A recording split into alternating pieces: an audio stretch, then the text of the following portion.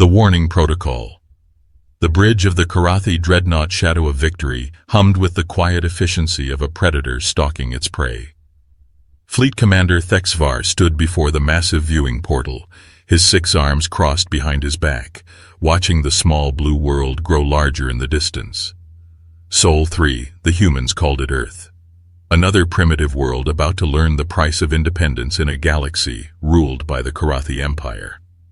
Behind him, the 10th Fleet spread across space like a constellation of death. 150 warships, each one a monument to Karathi military supremacy. Thexvar had conquered 17 star systems with this fleet. The Nexari had fallen in 3 days. The proud Veltani Republic had lasted barely a week. Earth would be even easier. Fleet Commander called Navigation Officer Yexdan from her station. "We are receiving a transmission from the target world. Audio only, standard galactic frequency." Thexvar's mandibles clicked in amusement. They always tried to negotiate at the end. Fear made all species predictable. "Put it through, officer. Let us hear what these mammals have to say." A clear, calm voice filled the bridge. It spoke in perfect Karathi, without tremor or desperation. "Karathi 10th Fleet, this is Captain Elena Vasquez of the Human Defense Coalition. You have entered our star system with hostile intent. You are hereby ordered to withdraw all vessels beyond the heliopause within 48 hours. This is your only warning." Silence stretched across the bridge for several heartbeats. Then Officer Yexdan began to laugh, a musical chittering sound. Soon other crew members joined in, until the command deck echoed with Karathi amusement. "Only warning?" gasped communications specialist Zorthek between laughs. "Commander, these humans possess even less intelligence than our preliminary report suggested. They speak as though they could threaten the 10th Fleet." Thexvar raised one clawed hand for silence. His tactical mind was already analyzing what he had heard. The human had spoken without fear, without the pleading tone he had come to expect from doomed species. That was unusual. Most civilizations begged for mercy when faced with Karathi might. "Open a return channel," he ordered. The communications officer nodded. "Channel open, Fleet Commander." Thexvar stepped forward, his massive 8-foot frame casting long shadows across the bridge. "Human Captain Vasquez, I am Fleet Commander Thexvar of the Karathi 10th Fleet, conqueror of the Nexari worlds, destroyer of the Veltani Republic. Your planet will surrender immediately, or we will demonstrate why the Empire rules 600 star systems." The response came without hesitation, delivered in the same calm professional tone. "Fleet Commander Thexvar, your reputation precedes you. We are familiar with your victories over the Nexari and Veltani forces. However, you will find Earth to be a different kind of challenge. You have 47 hours and 32 minutes remaining." The transmission ended abruptly. Officer Yexdan's laughter died away. "Sir, should we begin the assault immediately? These humans clearly require education in proper respect." Thexvar studied the tactical display hovering before his command station. The human fleet was pathetically small, maybe 60 vessels, all using primitive fusion drives and kinetic projectiles. Their largest ship was barely 1/8 the size of his smallest cruiser, yet something about Captain Vasquez's tone troubled him. "Negative," he decided. "We will honor their request for time. Let them spend these hours contemplating their fate. It will make the conquest more satisfying." But as the hours passed, Earth showed no signs of mounting terror, no additional surrender offers arrived, no desperate attempts at negotiation. The human ships maintained their defensive positions around their homeworld with mechanical precision. Thexvar called up the intelligence files on humanity, a remarkably young species, barely 12,000 years of recorded history. They had achieved faster-than-light travel only 4 centuries ago. Their technology lagged behind galactic standards by several generations. They had never conquered another world, never built an interstellar empire. By every logical measure, they should be easy prey. Yet they had issued an ultimatum with the confidence of equals. On the second day, with 18 hours remaining, Thexvar ordered a reconnaissance probe of Earth's outer defenses. A squadron of destroyers advanced toward the asteroid belt between Sol 4 and Sol 5, their sensors scanning for hidden installations or fleets. They found extensive mining operations scattered throughout the belt.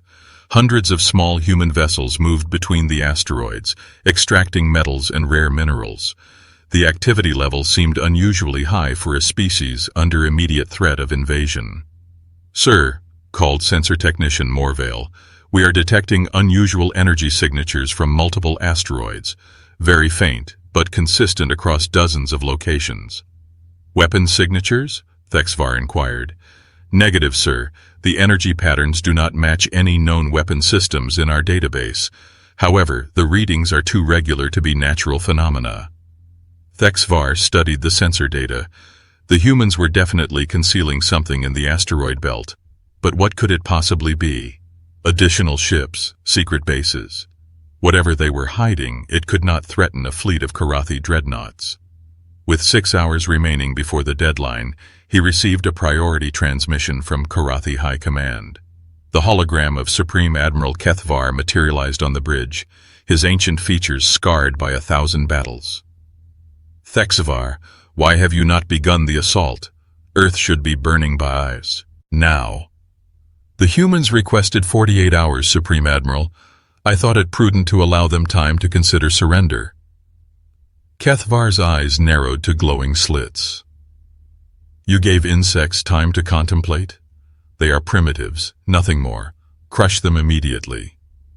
"Of course, Supreme Admiral. The assault begins when their deadline expires." The hologram flickered out, leaving Thexvar alone with his concerns. In 25 years of conquest, he had learned to trust his instincts.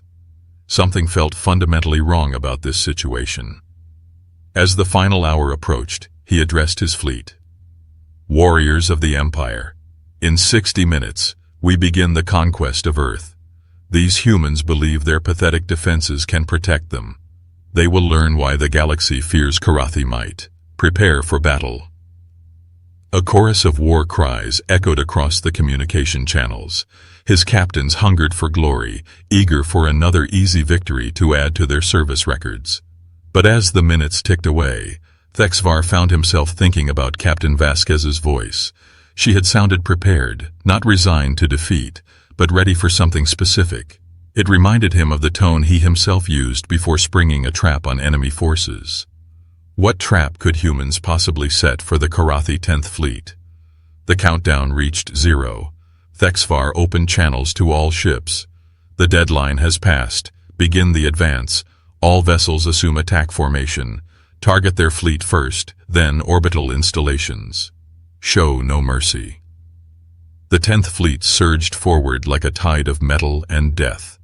150 warships, their weapons charging, their crews thirsting for battle. Earth hung before them like a blue marble waiting to be claimed. On the main screen, a final transmission arrived from the human captain. Vasquez's face appeared this time, calm and resolute. She wore a simple blue uniform with silver insignia on her collar. Behind her, Thexvar could see other humans working at their stations with the same unshaken composure.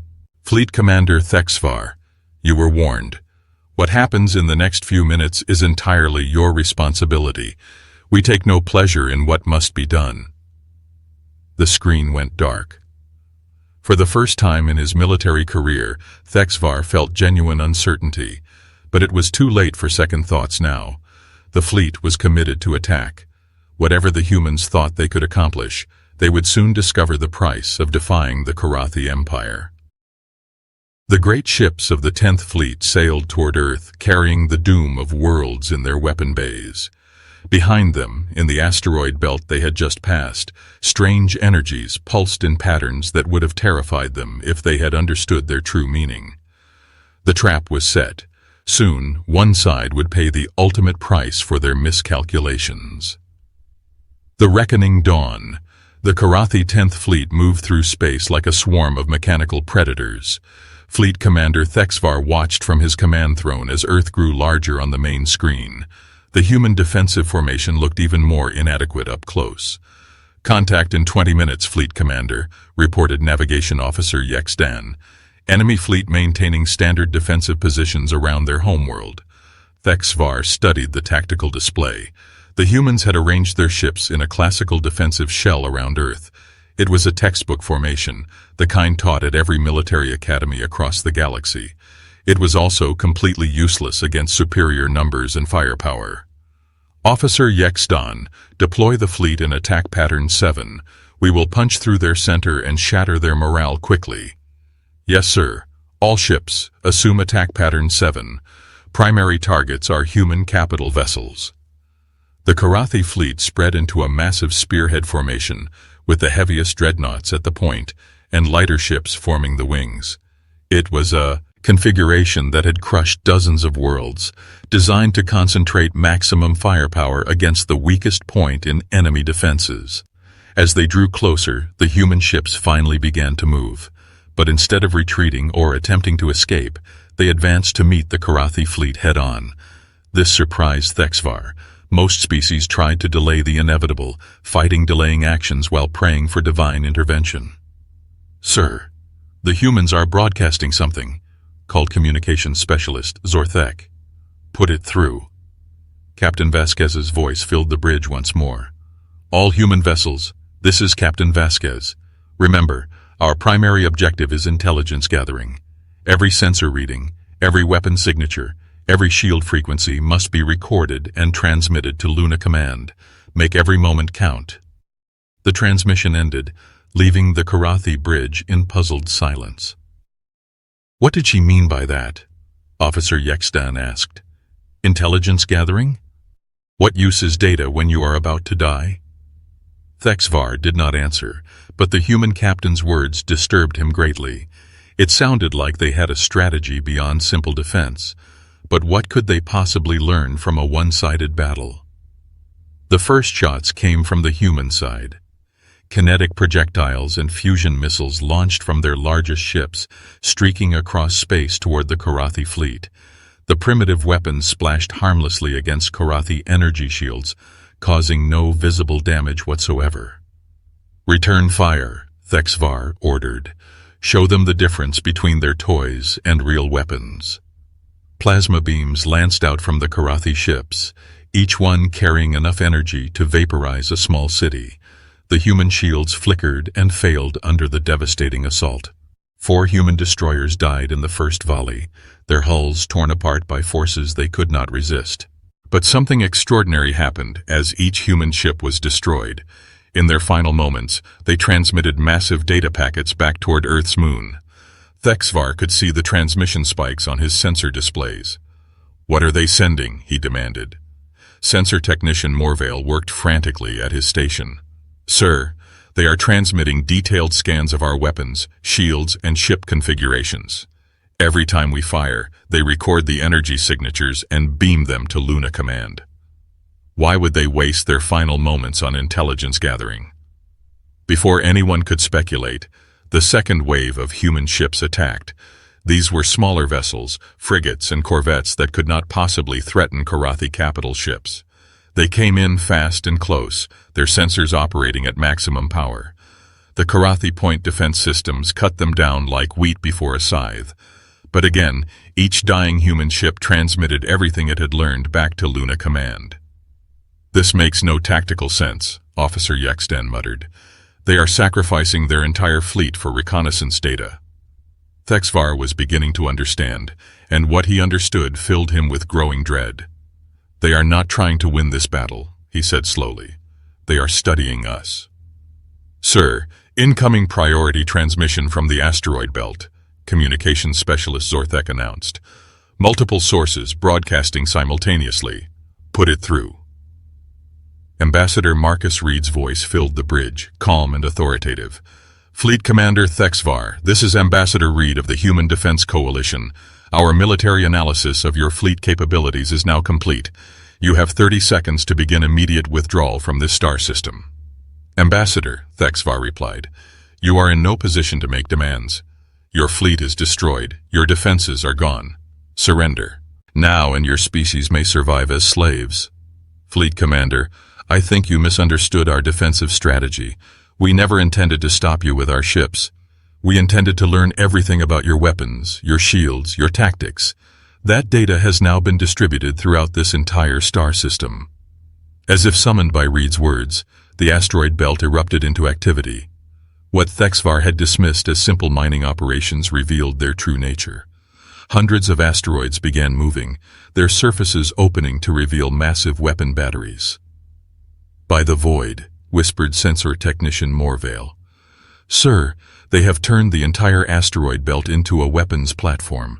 Every major asteroid has been hollowed out and fitted with military-grade systems." The humans had not been mining the asteroids. They had been converting them into the largest defensive network in galactic history. Thousands of weapon platforms, each one protected by kilometers of solid rock, each one now armed with the precise frequencies needed to penetrate Karathi shields. "Evasive maneuvers," Thexvar shouted. "All ships, scatter pattern 9, emergency jump to hyperspace." But it was too late.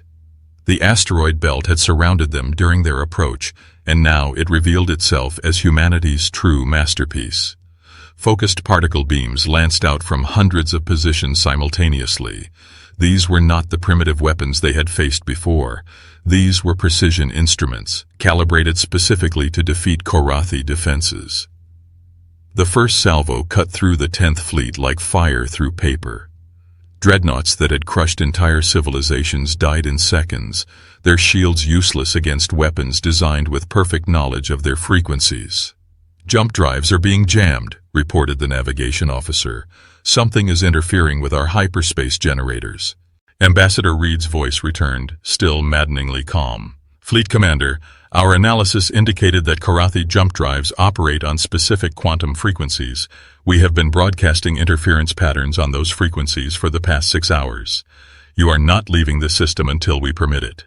Thexvar watched in horror as his mighty fleet was systematically destroyed. Ships that had terrorized half the galaxy were dying by the dozen, unable to escape, unable to fight back effectively against an enemy that had learned all their secrets. "How?" he whispered. "How did you know?" "You were not our first visitors, Fleet Commander. The Nexari survivors warned us. The Veltani refugees taught us. Every species you conquered shared their knowledge with us. We spent 4 centuries preparing for this moment." The battle lasted less than an hour. When it ended, only 12 ships remained of the once mighty 10th Fleet. Thexvar's own dreadnought was crippled but functional, kept alive intentionally as a messenger. "Fleet Commander," Ambassador Reed's voice came one final time. "You will return to Karathi space with this message. Earth is under the protection of the Human Defense Coalition. Any future aggression against our world or our allies will be met with similar consequences. We do not seek war, but we will not be conquered." As the surviving Karathi ships limped away from the Sol system, Thexvar stared at the tactical display showing the wreckage of his fleet. Behind them, the asteroid belt had returned to its disguise as simple mining operations.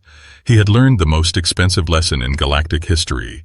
Humanity had spent 4 centuries turning their entire star system into a trap, waiting patiently for someone foolish enough to test their resolve. The galaxy would soon know that Earth's ultimatum had not been empty words. It had been a promise back, led by the most ingenious defensive strategy ever conceived. The humans had proven that sometimes the greatest strength came not from superior weapons, but from superior patience, preparation, and the determination to protect what they loved. The 10th Fleet was gone, but more importantly, the galaxy's perception of humanity had changed forever. They were no longer primitives to be conquered. They were equals to be respected and enemies to be feared.